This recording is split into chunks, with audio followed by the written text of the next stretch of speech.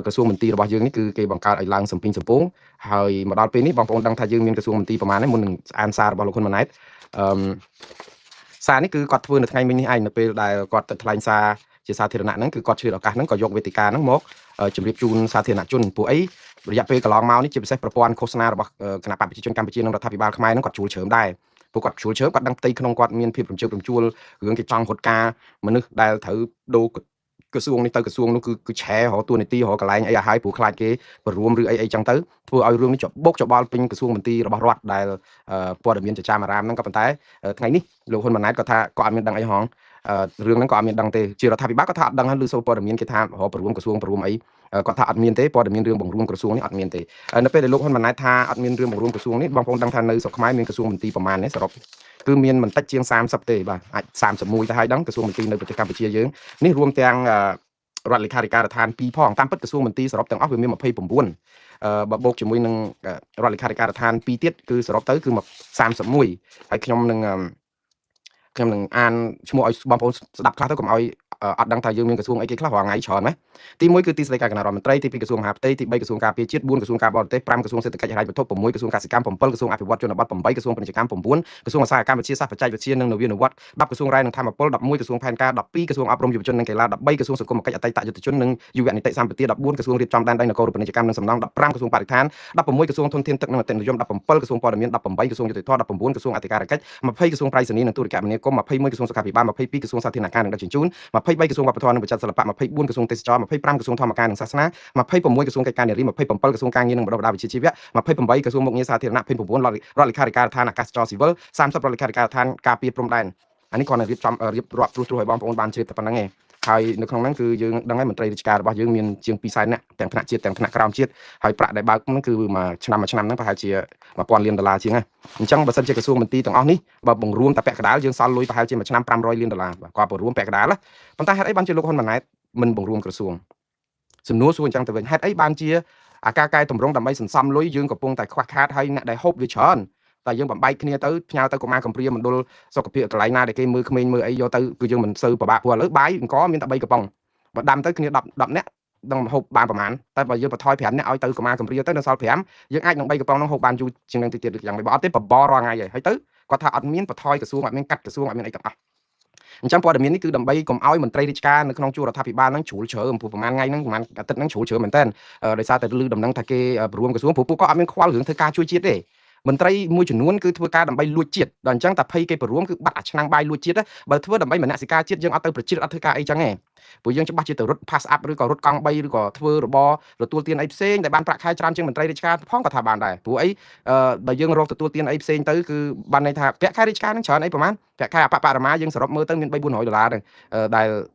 យើងគិតទៅគឺវាមិនអាចនឹងចិញ្ចឹមជីវភាពជីវិតរស់នៅបានសមរម្យអីទេក៏ប៉ុន្តែមនុស្សមួយចំនួនគឺបានការងារហ្នឹងដើម្បីលួចជាតិដើម្បីមានប្រព្រឹត្តអំពើពុករលួយព្រោះបើអត់ធ្វើការជារាជការទេអត់មានអាគម្រោងអត់មានអាស្អីគេលិនឡំអញ្ចឹងទៅលួចអត់បានដល់អញ្ចឹងទៅចូលយកការងាររាជការមិនមែនជួយរដ្ឋទេគឺជួយលួចបើអត់មានច្រកលួចព្រោះវាអត់មានមនុស្សណាស្មោះស្ម័គ្រនឹងធ្វើការឲ្យរាជការប្រាក់ខែ4-500ហ្នឹងបងប្អូនយើងកុំបាច់ឆ្ងល់ថាមនុស្សដែលមានបេះដូងចង់ជួយជាតិប៉ុណ្ណាក៏ដោយនៅពេលដែលគេឲ្យយើងចាយអត់គ្រប់ហ្នឹងគឺយើងដឹងតែយើងទៅលួចជាតិហើយ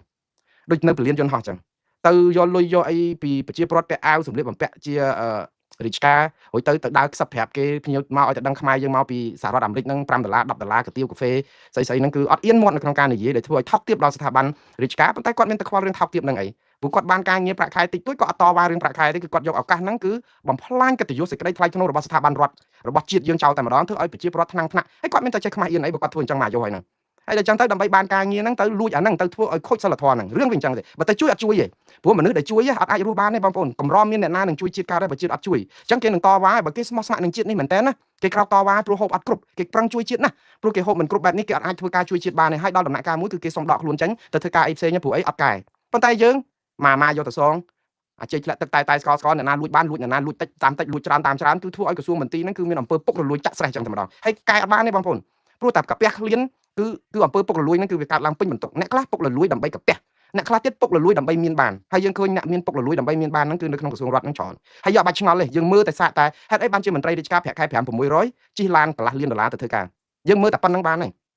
បើគេមានលុយកន្លះលាន$បងប្អូនគេយកតែលុយហ្នឹងកុំទិញរថយន្តណាយកតែកន្លះលានហ្នឹងយកទៅដាក់ធនាគារក៏បានការប្រាក់មិនតិចជាង$5,000នៅក្នុងមួយខែដែរយើងនិយាយពីការប្រាក់ ដែលថ្លៃទិញឡានគាត់ណាសាគិតមើលបើបងប្អូនយកតួលេខហ្នឹងទៅបូកមើលឲ្យខ្ញុំហើយនឹងស្ដាប់មួងណារ៉េតមើលថាតើបើមានលុយកន្លះលានដុល្លារយកទៅដាក់នៅក្នុងកងធនាគារសន្សំយកការប្រាក់បាន$5000ម្លឹងមែនសាកដាក់មើលលើសាកទៅមានកន្លះលានយកទៅដាក់មើលប្រាក់សន្សំស្រួលច្រើនជាងហ្នឹងផងអាស្រ័យទៅលើការប្រាក់របស់ធនាគារ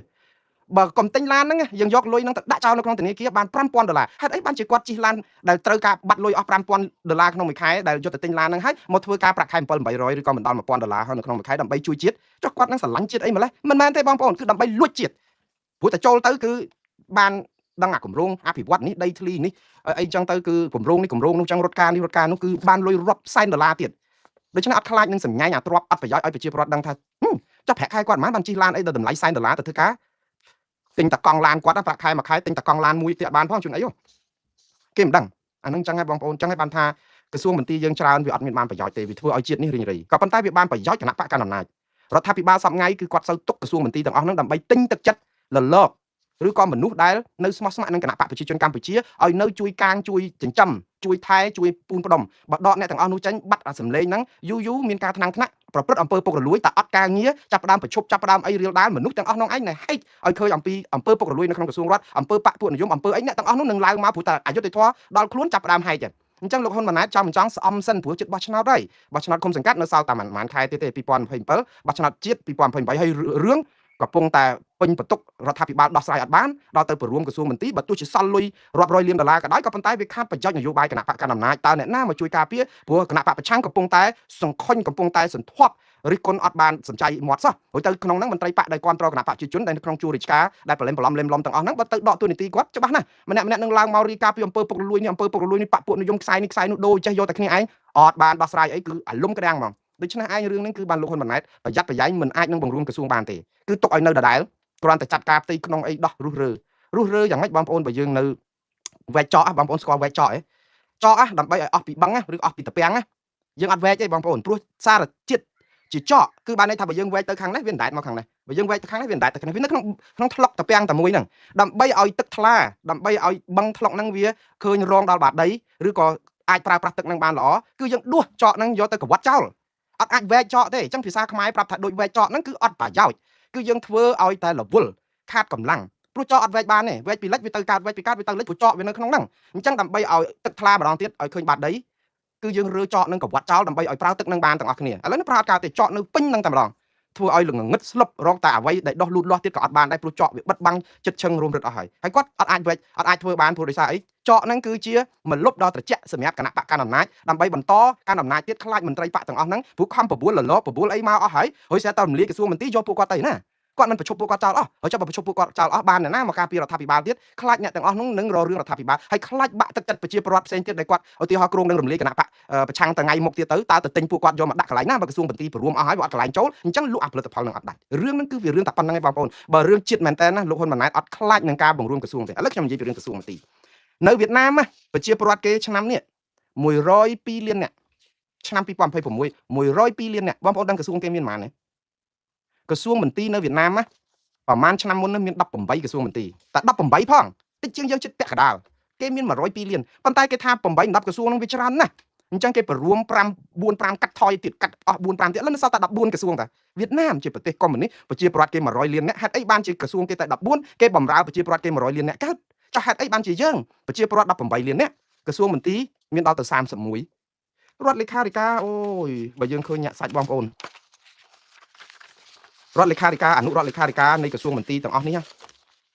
មិនដឹងយកទៅណាអស់ទេរាប់រយខ្ញុំថា1000ជាងរាប់ពាន់មិនដល់រយពាន់ឥឡូវនិយាយរឿងប្រទេសថៃវិញបើយើងប្រៀបធៀបមើលថាយើងចិត្តយើងចោះយើងមើលទៅថៃមានប្រមាណថៃប្រជាពលរដ្ឋគេមកដល់ឆ្នាំនេះគឺ72លានអ្នកហើយ71.56លានអ្នក71លានលើសយើងដល់ទៅ5ដង4ដងវៀតណាមលើសយើង5ដងចំនួនប្រជាពលរដ្ឋថៃលើសយើង4ដងប្រជាពលរដ្ឋក្រសួងមន្ទីរថៃសប្ងៃមានតែ20ទេច្រើនដែរនិយាយទៅវាច្រើនជាងវៀតណាមឯង20អាហ្នឹងគឺគេចឹងចុះបើយើងនិយាយចឹងថាយីចុះយើងប្រៀបធៀបចឹងមិនទៅទេព្រោះក្រសួងមន្ទីរច្រើនប្រជាពលរដ្ឋមានមន្ត្រីរាជការច្រើនសំណាងតាដើម្បីជួយសុខទុក្ខប្រជាពលរដ្ឋអត់បានជួយអីទេបងប្អូនចាំមើលចាំខ្ញុំប្រាប់ថាអត់បានជួយក្រសួងមន្ទីរមានឲ្យរវាមនៅពេលដែលរឿងសកម្មជនព្រៃឡង់អារឿងដឹកឈើដឹកអីកាប់បំផ្លាញព្រៃឡង់យូរសកម្មជនព្រៃឡង់ហ្នឹងតែត្រកទាំងយប់ទៅប្រឈមជាមួយនឹងកាប់ព្រៃចុះមន្ត្រីក្រសួងបរិស្ថានមន្ទីរបរិស្ថានស្អីហ្នឹងគាត់ធ្វើអីឥឡូវគាត់ទៅដាក់ពាក្យប្តឹងទៀតហ្មងថ្ងៃមុនហ្នឹងទៅខាត់ឡានមួយបានឈើ 280 ស្លឹកជាងដល់ពេលអាជ្ញាធរបរិស្ថានទៅចោះជួយមើលសាក់ឈើនៅសល់តែ50 ស្លឹកហើយឥឡូវហ្នឹងថ្ងៃហ្នឹងគាត់ដាក់ពាក្យប្តឹងនៅមុខក្រសួងបរិស្ថានខេត្តឥឡូវចាំខ្ញុំអានបន្តិចទៀតហើយមានប្រយោជន៍អីចឹងក្រសួងឲ្យប្រជាពលរដ្ឋដើរដូចឆ្លោះអង្កែបហើយយកឡើងទៅរមើលគេកាប់ឈើហើយបន្ថយជីវិតអត់ប្រាក់ខែវាទៅជាមន្ត្រីមានប្រាក់ខែមានក្រសួងឲ្យឡើងពេញអត់បានមកធ្វើកិច្ចការងារនេះតើមានន័យយ៉ាងម៉េចបងប្អូនអញ្ចឹងហើយបានថារំលាយចោលទៅក្រសួងបរិស្ថានហ្នឹងក៏ល្អដែរឥឡូវនេះគឺមើលអាមេរិកមានប្រជាពលរដ្ឋប៉ុន្មានអ្នកហើយមានក្រសួងមន្ទីរប៉ុន្មានបងប្អូនអាមេរិកមានប្រជាពលរដ្ឋ342លានអ្នកហើយមកដល់ម៉ោងនេះ342លានអ្នកបងប្អូនដឹងក្រសួងអាមេរិកមានប៉ុន្មានអត់មានក្រសួងទៀតមានតែនាយកដ្ឋានទេកម្រិតនាយកដ្ឋានទេហើយនាយកដ្ឋានហ្នឹងគេចាត់ទុកថាដូចជាក្រសួងដែរគេប្រើ departments ក៏ដែរប្រើ ministries ដូចយើងឯងបាទន័យថាយើងហ្នឹងវាមានក្រសួងវាមាន departments វាមានស្អី office ស្អីតទៅទៀតអាមេរិកគឺមានតែ departments ហ្នឹងជាក្រសួងហើយមានតែ15ឯង352លានអ្នកហើយ342លានអ្នកលើសខ្មែរយើងដល់ទៅច្រើនដងហ្នឹងបងប្អូនព្រោះបើ200លានគឺលើសខ្មែរយើងនៅ180លានលើសខ្មែរយើង10ដងអញ្ចឹងបានន័យថាប្រជាពលរដ្ឋអាមេរិកលើសខ្មែរយើងប្រហែលជា18ដងជិត20ដងប៉ុន្តែក្រសួងមន្ទីរគេមានតែ15តិចជាងយើងពាក់កណ្ដាលទៀតខ្ញុំឆ្ងល់តាគេធ្វើម៉េចបានជាគេអាចដោះស្រាយប្រជាពលរដ្ឋគេបានបើសិនជាគេក្រសួងមន្ទីរតិចសោះហេតុអីក៏យើងធ្វើជាមួយអញ្ចឹងអត់បានណាហើយបើយើងមើលចិនឥឡូវចិនចោះបើយើងប្រៀបធៀបមួយអាមេរិកប្រជាពលរដ្ឋសម្បើមដែរតែចិនប្រជាពលរដ្ឋ1400លានអ្នកជាង1400លានអ្នកជាងដឹងចិនមានក្រសួងមន្ទីរប៉ុន្មានណាគេមាន26ក្រសួងមន្ទីរនៅតែអត់ច្រើនដល់ខ្មែរទៅទៀតនឹងចិនដែលប្រជាពលរដ្ឋ1400លានលើសប្រជាពលរដ្ឋខ្មែរស្ទើរតែ50ដង60ដងដឹងហ៎បាទ50 ដងបើលើសដល់ពេលក្រសួងមន្ទីរគេមានតែ26តិចជាងក្រសួងមន្ទីររបស់ខ្មែរទៀតតើយើងធ្វើយ៉ាងម៉េចលោកហ៊ុនម៉ាណែតគាត់និយាយនេះគាត់ថាអញ្ចេះតាមពិតនៅក្នុងពិធីដែលចុះទៅជួបហ្នឹងគឺគាត់បញ្ជាក់ប្រាប់ថាគាត់នឹងកែសម្រួលដែរគឺកែតម្រង់ដែរតែតម្រង់ផ្ទៃក្នុងគឺគេហៅថាគណៈកម្មការឬក៏ស្អីជន់គ្នាហ្នឹងគឺប្ររួមគ្នាប៉ុន្តែក្រសួងមន្ទីរអត់ទេខ្ញុំថាវេចោះគឺវេចោះឲ្យបងប្អូនសង្ឃឹមផេះខ្ញុំមិនលើកមិនបន្ទុចផ្អាកនៅក្នុងការចង់កែតម្រង់អីទេប៉ុន្តែខ្ញុំជឿថាបើយើងវេចោះទេគឺយើងនឹងធ្វើឲ្យតល្អមើលហើយគ្មានឆន្ទៈនយោបាយទេហើយរដ្ឋាភិបាលនឹងខ្សិនខ្សៃខ្សោះខ្លួនប្រជាពលរដ្ឋនឹងវេទនាជាពិសេសមន្ត្រីរាជការខ្លួនឯងហ្នឹងកុំសង្ឃឹមថាបានប្រាក់ខែឡើងឲ្យសោះអត់ឡើងរួចទេបងប្អូនសហគិតមើលបើក្រសួងមន្ទីរមាន31ប្រាក់ខែបងប្អូនខ្ញុំថាវាយស្មើទៅទាំង200,000អ្នកជាងហ្នឹងថា300,000អ្នកហ្នឹងម្នាក់$500វាយស្មើអញ្ចឹងក្រសួង29 30យើងបានប្រាក់ខែ$500បានលុយមកពីណាឡើងបើយើងអត់មានចំណូលហើយឥឡូវសេដ្ឋកិច្ចយើងធ្លាក់ចុះគ្រប់កន្លែងចម្ពាក់បំណុលគេជាង$13,000លានភ្ញៀវទេសចរធ្លាក់ 50% សេដ្ឋកិច្ចធ្លាក់ 50% បញ្ហា scam អនឡាញបញ្ហាអីសពបែបយ៉ាងរឹតរួតចំណូលជាតិធ្លាក់ចុះគ្រប់វិស័យប្រជាពលរដ្ឋមានបញ្ហាសេដ្ឋកិច្ចគ្រប់គ្នាតើឲ្យរដ្ឋទៅដោះស្រាយយ៉ាងម៉េចបានបើសិនជាម៉ោងហ្នឹងយើងកំពុងតែពិបាកអ្នកដែលអង្គុយចាំជក់ឈាមពីរដ្ឋហ្នឹងនៅលហង់មិនស្លាប់ម្ដាយយើងកំពុងតែរីងរៃខ្សោះខ្លួនយើងកូននៅច្បាច់ចម្រិតទឹកដោះម្ដាយគ្រប់គ្នាហើយអត់ព្រមប្រឹងទៅរកអីខ្លួនឯងបន្ថយខ្លះដើម្បីឲ្យម្ដាយមានកម្លាំងដើម្បីឲ្យម្ដាយអាចនឹងមានទឹកដោះឲ្យកូនបៅបានគ្រប់គ្នាគ្រប់គ្រាន់ឥឡូវអត់ម្ដាយខ្សោះខ្លួនកូនជញ្ជក់យកតែម្ដងតើរស់ទេម្ដាយហ្នឹងរស់ទេហើយឧទាហរណ៍តឡើងប្រាក់ខែឯណារួចចុះឥឡូវកាត់បន្ថយក្រសួងពាក់កណ្ដាលបើថាមិនយកទៅជួយទាហានជួយអីវិស័យតបអីក៏ឲ្យចុះយកមកតែបំពន់មន្ត្រីរាជការដែលមានស្រាប់នេះក៏ម្នាក់$500មិញនេះក៏ឡើងបាន$1000ដែរអានឹងយើងគិតតាមវិធីសាមញ្ញចុះ$1000ហើយ$1000អាចពង្រឹងការងារបានប៉ុន្តែគាត់ធ្វើអត់បានទេគឺរដ្ឋាភិបាលខ្លួនឯងធ្វើឲ្យខូចប្រព័ន្ធដឹកនាំរដ្ឋដោយការបំផោងក្រសួងមន្ទីរដើម្បីយកមនុស្សលលកយកមនុស្សអត់បានការសម្រាមដែលគេកវត្តចោលអស់ដែលជេររដ្ឋាភិបាលសុសសាច់ដោយទៅធ្វើការឲ្យរដ្ឋាភិបាលមនុស្សដែលជេររដ្ឋាភិបាលរាល់ថ្ងៃរាប់ឆ្នាំទៅយកមកដើម្បីជាសម្រាមដើម្បីទិញកុំឲ្យអ្នកនឹងជេររដ្ឋាភិបាលទៀតតើគាត់បានទៅជួយអីរដ្ឋាភិបាលគឺគាត់ទៅបំផ្លាញលុយជាតិហើយគាត់ទៅបំផ្លាញអ្នកណាដែលធ្លាប់ជេររដ្ឋាភិបាលហើយទៅធ្វើការឲ្យរដ្ឋាភិបាលថារដ្ឋាភិបាលនឹងគ្រាន់បើពីណាបើគ្រាន់បើគាត់ជេររាប់ឆ្នាំមិនក៏ជេរកើតដោយសារតែគាត់ដឹងថាអសមត្ថភាពវាគ្មាន